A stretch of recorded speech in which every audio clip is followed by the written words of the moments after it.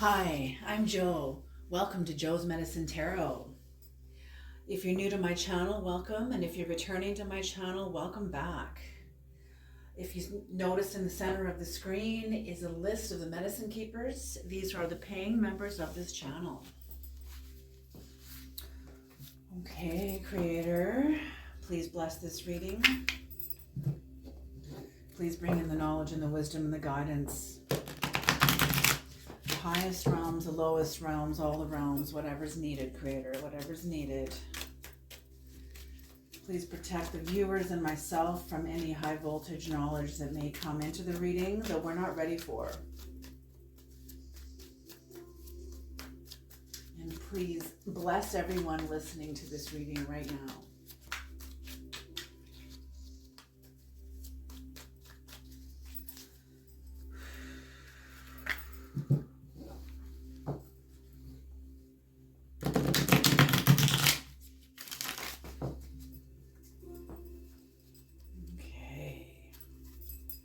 Cards are ready. This is going to be a quick little 3-card spread. It's a little tarot quickie. All right. The first card out. Ooh, 7 of Wands. Second card, the 4 of Wands in reverse. And the third card out, the Lovers in reverse.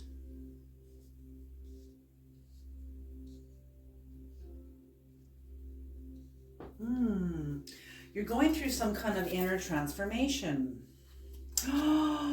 Being released from an inner jail, inner kind of the inner tormentors. Ooh. Maybe that's a little dramatic. Could be dramatic too. Interesting. So you've got the 7 of Wands here. So you're protecting yourself from someone, something.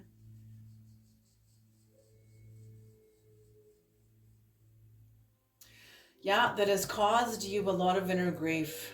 That has been causing you a lot of inner grief, inner struggle. Maybe it's brought conflict into your home or some place that feels like home. Maybe this could even be like a workplace even too.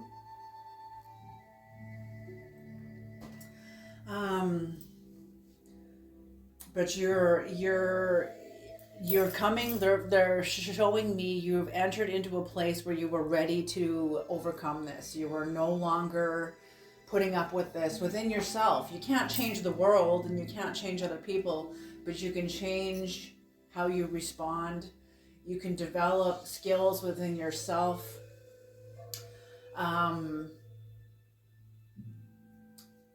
Okay.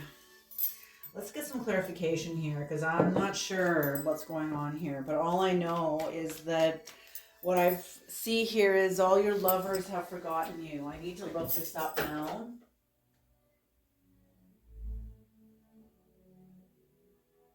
It's supposed to be a quick reading, Creator.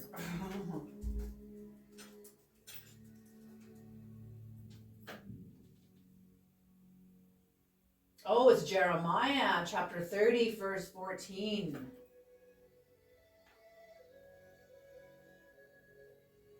It says, all your allies have forgotten you. They care nothing for you. I have struck you as an enemy would and punish you as would the cruel, because your guilt is so great and your sins are so many.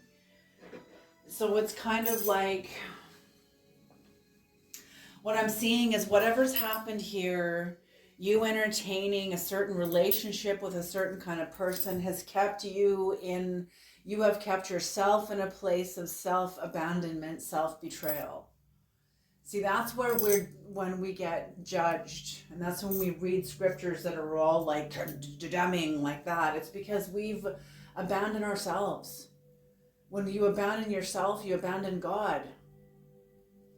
You know, when you get close to God, God shows you who God is, and God also shows you who you are. Yes, you are supposed to be developed as an individual in God. Many pastors in the church taught me, no, you're supposed to look like Jesus. You're not even supposed to even like exist. And in some ways, yes, that's true. In some ways, but the truth is a double-edged sword. And on the other side of that truth, God created you to be you, authentically you, and whatever that is God's will for you, in you. Okay, it's a paradox. It's a mystery. It is not one side or the other. It's both and. Okay. Yes. Okay. Here we go. So what is the Seven of Wands, Creator? What is the Seven of Wands? The Seven of Wands. What's happened here? What is the Seven of Wands? All your lovers have abandoned you, so have forgotten you. So I feel like you're also forgetting many of your lovers. I'm seeing you turning away. You're turning away from aspects of yourself that you used to run to in certain situations. Coping mechanisms that you're turning away from. You're becoming more present. Beautiful. So what is the Seven of Wands? What are they keeping out? What are they... Okay, let's pull 3 cards for this, just because.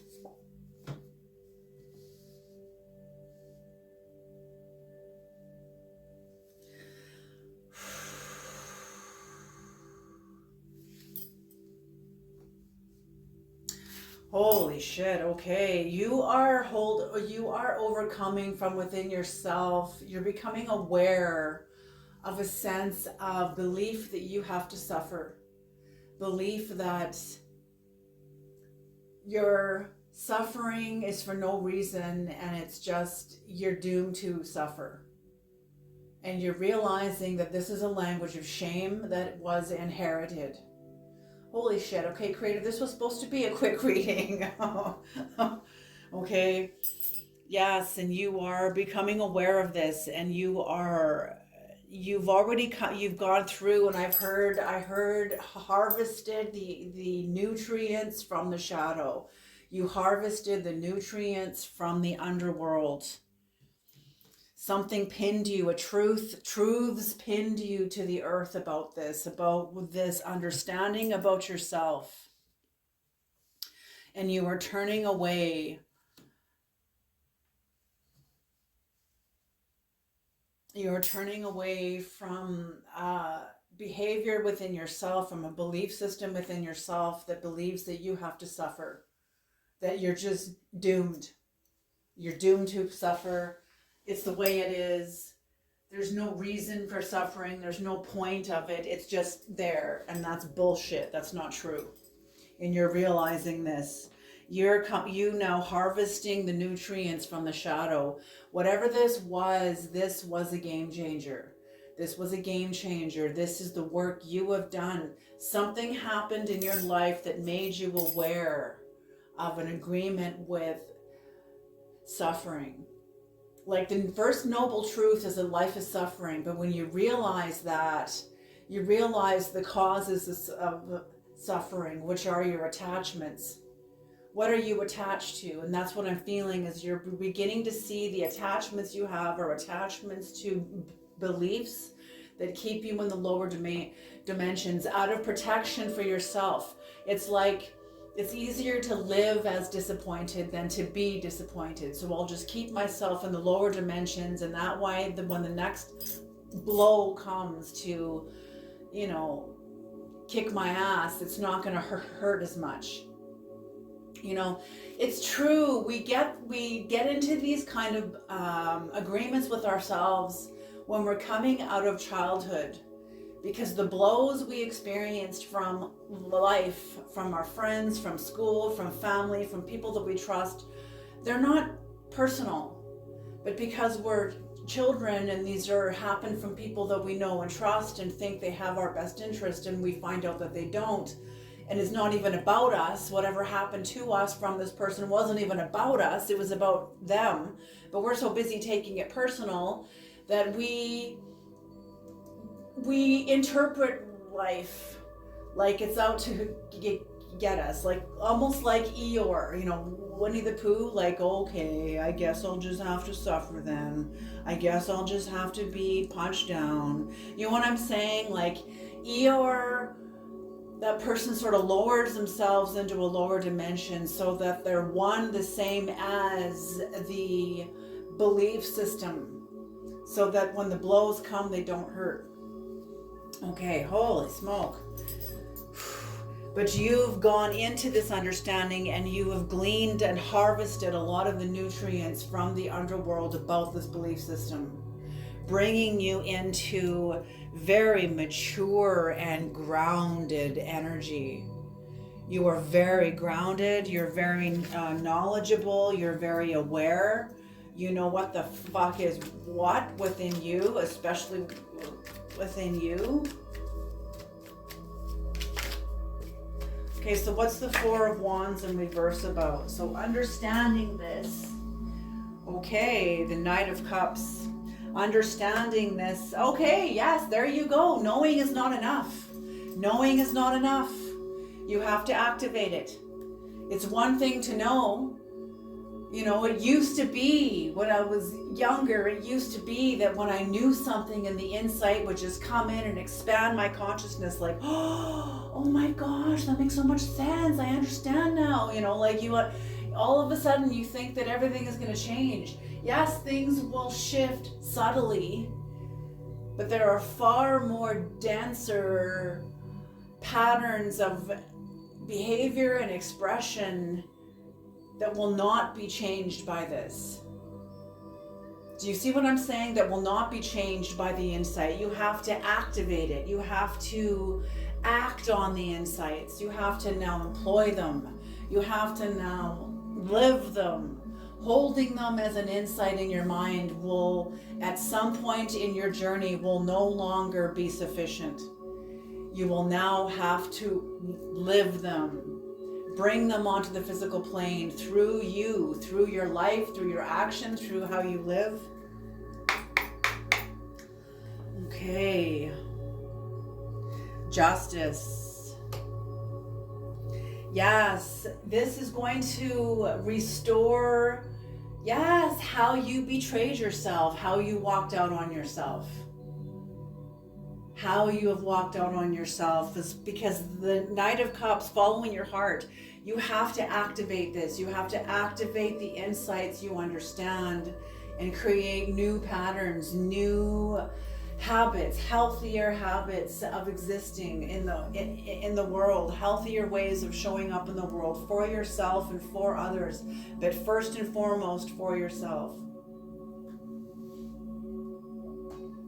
Seek ye first the kingdom of heaven and all the rest will just fall into place, man. It'll just happen.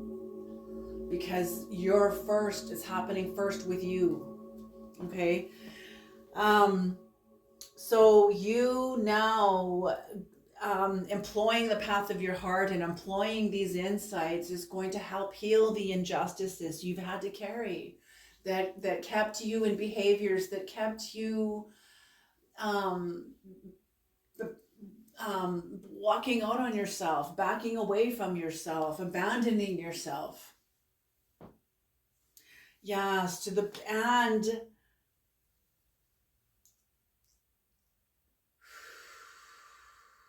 have an unrequited love and no longer have an affection for an unconscious way of being, an unconscious way of self-abandonment, self-betrayal, like, oh, well, everybody does it. I'll just stay I'll just stay like Eeyore and stay in this way, like never really heighten my energy or raise myself into the higher dimensions to see the possibilities that could lay for me there. Like, no, I'll just stay here because it's safe. And you find out the truth. The paradox begins there, because what's safe is really not safe. You staying in the realm of safe is actually doing an insurmountable, could do an insurmountable amount of harm to you. So that's it. So developing an unrequited love for self-abandonment, for these beliefs These beliefs kept you safe at one time when you were unknowing, when you were unconscious. Now that you're unconscious, you can't afford to live this way anymore. You are now aware that you're in on this in some way, and you need to lay hold of that and heal your perception of yourself, which means raise your vibration. Beautiful, beautiful, beautiful. It's on the bottom of the deck for the first. The Six of Wands upright. Interesting. So you laying a hold of harvesting the nutrients from the lower worlds and becoming aware of this. I feel like a lot of people can relate to you when you talk about it, because I feel like a lot of people are there. A lot of people are there. What's on the bottom of the... Oh, and then the Six of Wands in reverse for this one. For the middle. The Six of Wands in reverse. So yes, defeating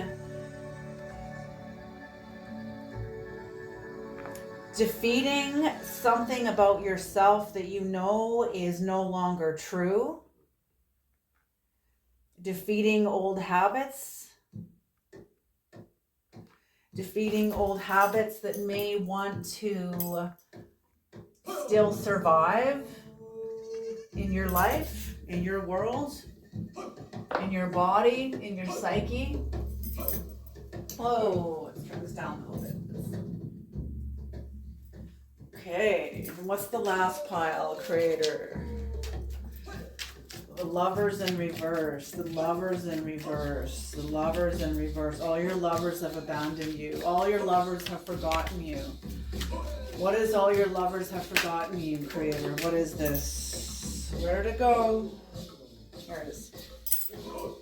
All your lovers, yes, okay.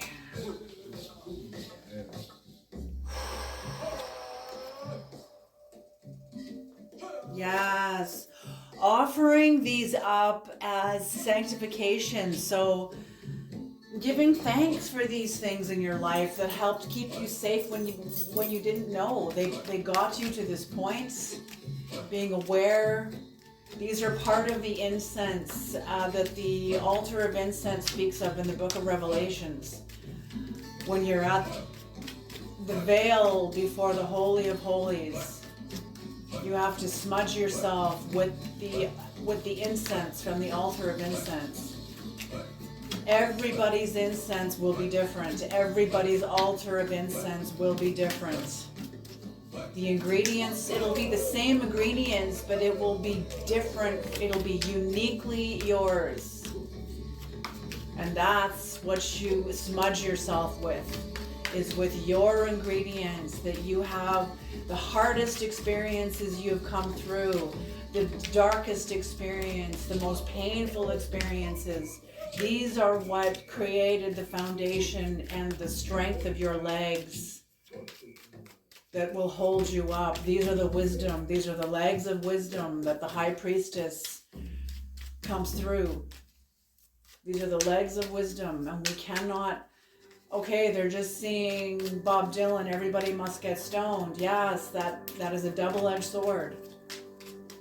Everybody must be betrayed, and yet everybody also must experience psychoactive growth, whether that be through chemistry, through some sort of a psychotropic chemical, like ayahuasca, washuma, peyote, even marijuana. I don't recommend smoking salvia unless you are... I don't even think it's even legal in Canada. It would be like with a shaman. I recommend smoking that in the presence of somebody who is experienced and knows what the fuck they're doing. Yeah, because those can be very terrifying. They're very short, hallucinogenic experience, but it can be very terrifying too. Okay.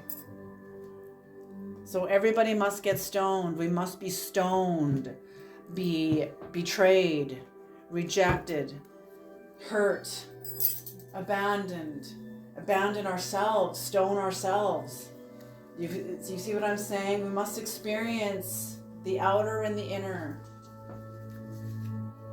And that's what this is. You bringing the inner and the outer together through your incense and offering it up, making peace with yourself. The white buffalo calf woman brings the peace pipe. This is you smoking the incense burning in the pipe that the white buffalo calf woman taught the Lakota people, who then taught the rest of the world. Make peace with yourself. Make peace with your experiences.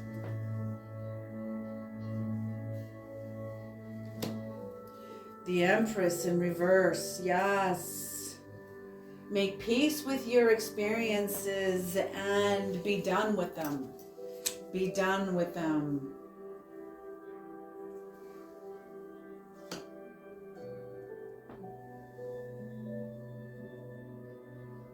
And there will be rebirth.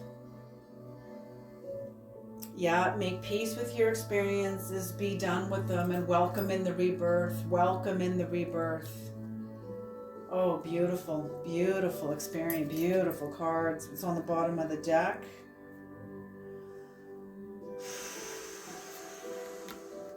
The Page of Swords upright.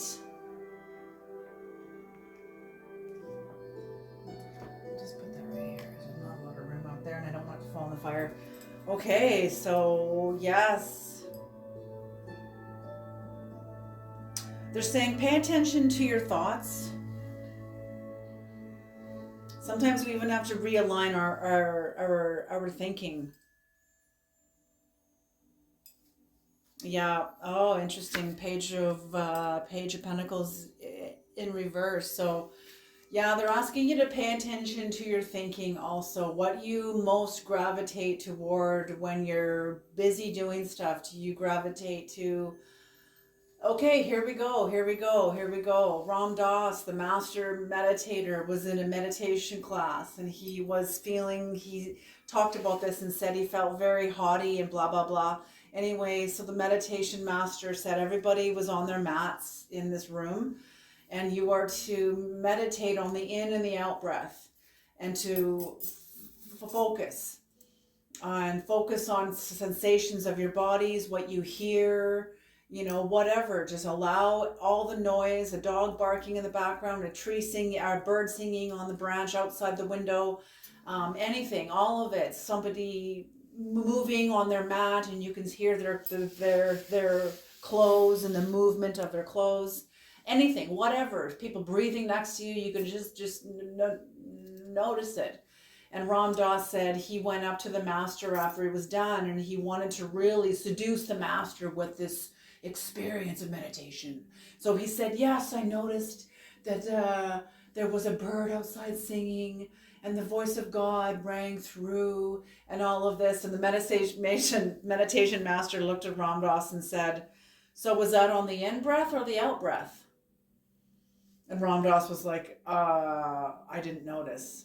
And the master said, go back to your mat and go meditate some more. See how subtle it gets. You think you're focusing close, and all of a sudden you're shown not close enough. Take another look. Was this on the in breath or on the out breath? Because that matters, man. What are you breathing in? What are you breathing out? Are you breathing in the beauty of the bird, or are you breathing out the beauty of the bird? What is it? These are all agreements with ourselves, very subtle agreements. Okay, I am going to leave this reading here. This was supposed to be a short little, medicine little check-in here. Okay, you guys have a beautiful day, and I'll see you in the next reading. Alrighty.